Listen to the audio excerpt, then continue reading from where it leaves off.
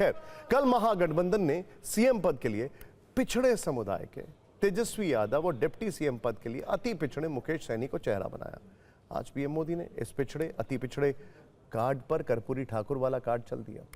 समस्तीपुर में उन्होंने चुनाव अभियान की शुरुआत भारत रत्न और जननायक कर्पूरी ठाकुर के गांव कर्पूरी ग्राम से की।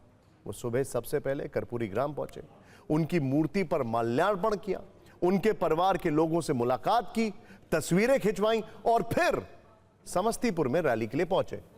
यहां उन्होंने इसका जिक्र भी किया और कहा कि वो कर्पूरी ग्राम गए। उन्हीं का आशीर्वाद है कि उनके और नीतीश कुमार जैसे पिछड़े और गरीब परिवारों से निकले लोग इस मंच पर खड़े हैं। कर्पूरी ठाकुर को बिहार में सामाजिक न्याय का चेहरा माना जाता है। पिछले वर्ष केंद्र सरकार ने उन्हें भारत रत्न सम्मान दिया था। अब विधानसभा चुनाव में भी कर्पूरी ठाकुर का खूब जिक्र हो रहा है। कर्पूरी ठाकुर ओबीसी समुदाय के बहुत बड़े चेहरे थे।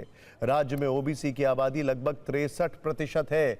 जिसने इस वर्ग को साध लिया वही बिहार की सत्ता का किंग बनेगा। वैसे पीएम मोदी ने कर्पूरी ठाकुर के बहाने राजनीतिक हमला भी किया और कहा कि कुछ लोगों को चोरी की आदत ऐसी है कि अब जननायक की उपाधि चोरी में जुटे हुए हैं। बिहार के लोग जननायक कर्पूरी ठाकुर का यह अपमान कभी नहीं सहेंगे। आपको बता दें कि राहुल गांधी को उनके समर्थक जननायक कहते हैं। पीएम मोदी संकेतों में उन पर चोरी का आरोप लगा रहे थे। जो जमानत पे है वो चोरी के मामले में जमानत पे है। अब ये चोरी की इनकी आदत ऐसी है कि अब जननायक की उपाधि की चोरी में जुटे हैं। बिहार के लोग जननायक कर्पूरी बाबू का ये अपमान कभी नहीं सहेंगे, कभी नहीं सहेंगे। देखिए, एक बड़ी इंटरेस्टिंग बात है पॉलिटिक्स के लिए कि चुनाव के दौरान कौन सा मुद्दा है जो जबरदस्त तरीके से चिपक जाता है। स्टिकेबिलिटी। अब एक अलग मुद्दे की बात करते हैं। अब कौन सा चिपक रहा है, सोचने वाली बात है। देखिए, हम आते हैं बिहार चुनाव के अगले चैप्टर पर जिसका कोड वर्ड है बाहरी बनाम बिहारी। अब ये मुद्दा स्टिकेबल है कि नहीं है, देखते हैं। खैर, पहले समझते हैं। तेजस्वी यादव ने सहरसा रैली में यह नारा दिया। इशारा सीधे प्रधानमंत्री नरेंद्र मोदी और गृह मंत्री अमित शाह की तरफ था।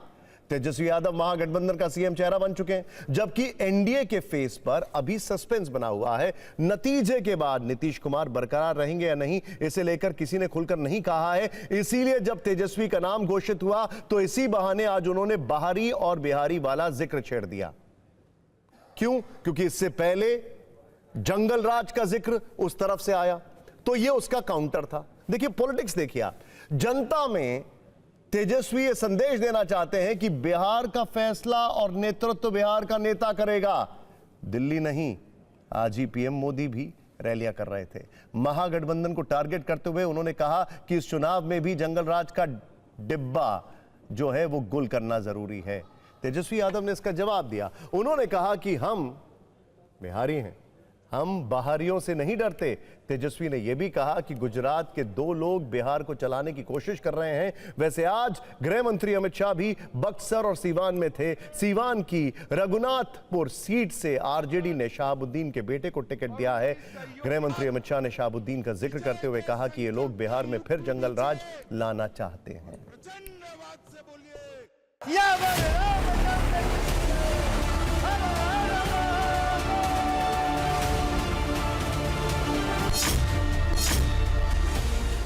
ये 2 लोग गुजरात से आकर के बिहार चलाने का काम कर रहे हैं।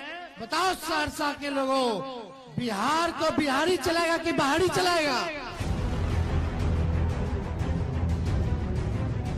ये लठबंधन वाले जिन लोगों को चुनाव लड़वा रहे हैं उससे साफ हो जाता है कि ये पुराने दिन वापस लाना चाहते हैं। इस चुनाव में भी जंगल राज वालों का डिब्बा गोल करना जरूरी है। तेजस्वी की उम्र कच्ची हो सकती पर जुबान हमारी पक्की है। इसी शहाबुद्दीन के बेटे को रघुनाथपुर से फिर से एक बार लालू ने खुद टिकट देने का काम किया है।